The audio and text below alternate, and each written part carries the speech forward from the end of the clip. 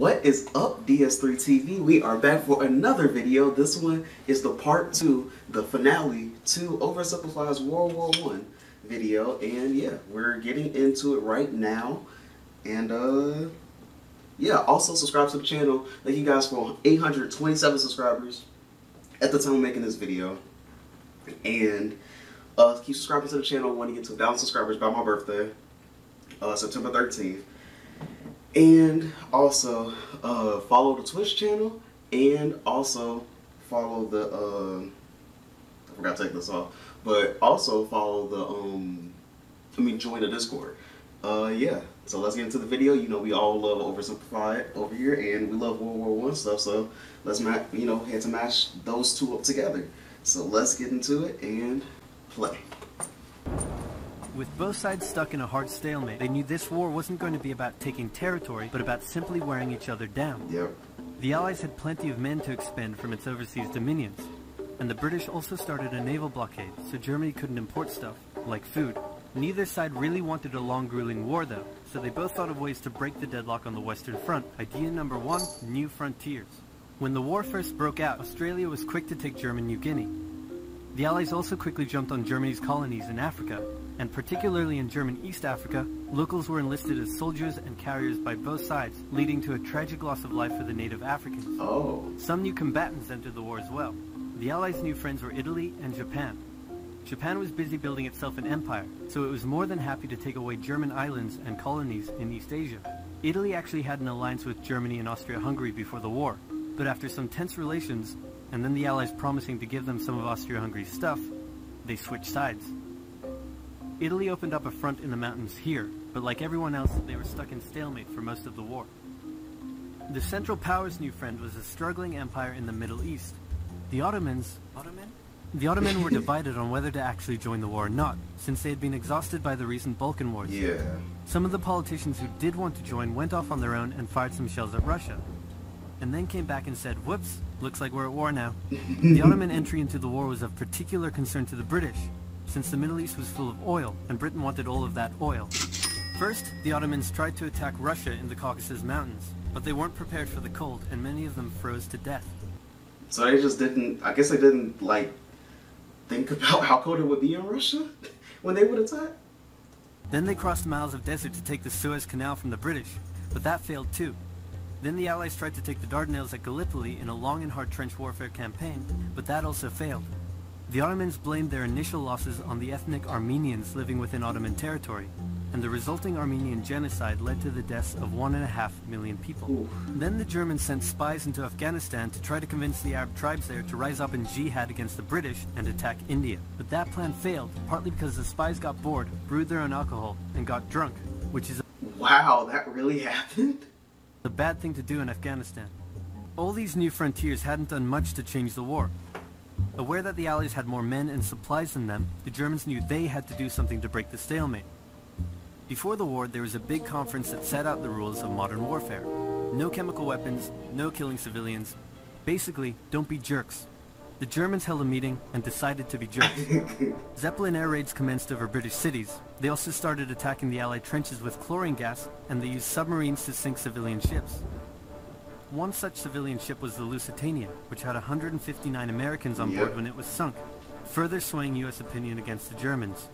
Not to be completely unfair to the Germans, the Allies also engaged in chemical warfare soon after, and they had been hiding anti-submarine weapons on their civilian ships, which let the Germans justify their attacks. Meanwhile, Austria-Hungary still hadn't dealt with Serbia, so the Central Powers enlisted some help. Bulgaria wished it was bigger and was still bitter about losing the Second Balkan War. The Central Powers promised to make all of Bulgaria's wildest dreams come true if they helped, so they signed on, and together they knocked out Serbia. Okay. The Serbian troops retreated through Albania, which was neutral but had some ties to Austria-Hungary. So Austria-Hungary entered Albania in a friendly invasion to chase down the Serbians, many of whom escaped by sea. It's 1916, and a lot is happening. As if they didn't have enough enemies already, Germany added one more to the list. Portugal had been getting a bit chummy with the Allies behind the scenes, and Germany didn't like that one bit. Around the same time, the only sea battle of the war happened. Both sides had a new powerful class of battleships called dreadnoughts, but they were so expensive to build that neither side wanted to risk losing them in a battle, so they kept them in port, except for one time when they had a big fight and a bunch of them got damaged, so they didn't try that again.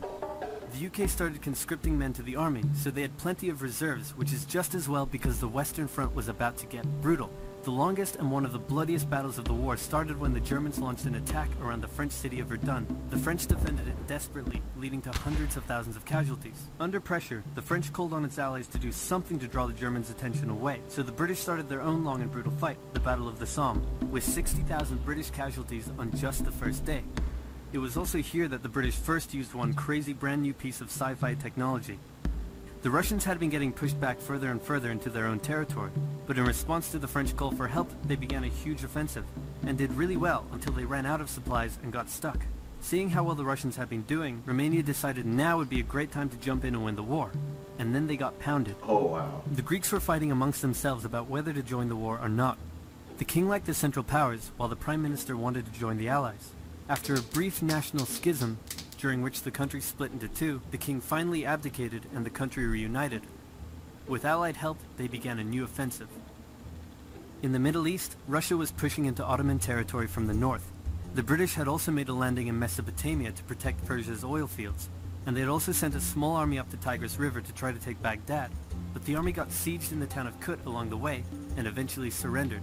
A new offensive was launched from the south with all-out desert warfare. The offensive was aided by one famous British officer, better known as Lawrence of Arabia, who helped lead the Arab tribes in a revolt that wreaked havoc on the Ottoman supply line. Oh, wow. By the time 1917 rolled around, everyone was exhausted. There were mutinies in the French army, the German populace was starving, and the war had drained all of Russia's supplies. There was no clear winner, and it was still anyone's war. The only question now was, who was going to break first?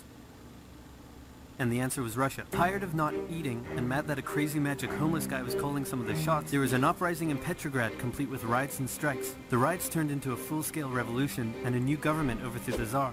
Then a few months later, the Bolsheviks overthrew the new government, and they pulled Russia out of the war. This was great news for Germany, who now only had to focus on the Western Front. But there was still one problem. The pesky United States of America was looking increasingly like it was going to join the war. Yeah. America had been selling supplies to the Allies throughout the war, and was getting super rich off the back of it, meaning it was in fantastic shape and was dangerous to the Germans. So Germany sent a telegram to Mexico saying, wouldn't it be crazy cool if you guys attacked America? But the British intercepted the message, showed it to the Americans, and that was the final straw. American troops began shipping out to Europe. This was terrible news for Germany, and they knew their only hope now was to force France and the UK to surrender before the fresh American troops arrived. It was now or never, so they started one final attack. They converged their troops and hit hard at the Somme and pushed the Allies back. They hit a second time further north, then again and again.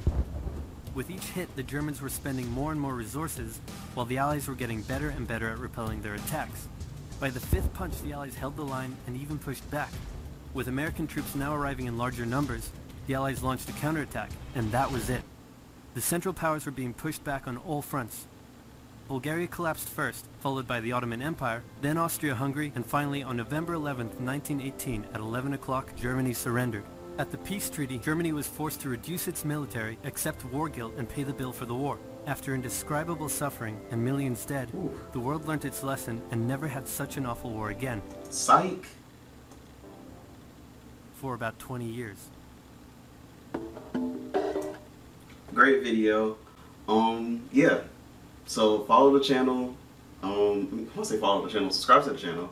I want to get to 1,000 subscribers by my birthday. It was a great video. Yeah. So talk to you guys in the next video. Also follow my Twitch channel and what else was I gonna say? Oh, join the Discord server. Yeah, so talk to you guys in the next video, and peace.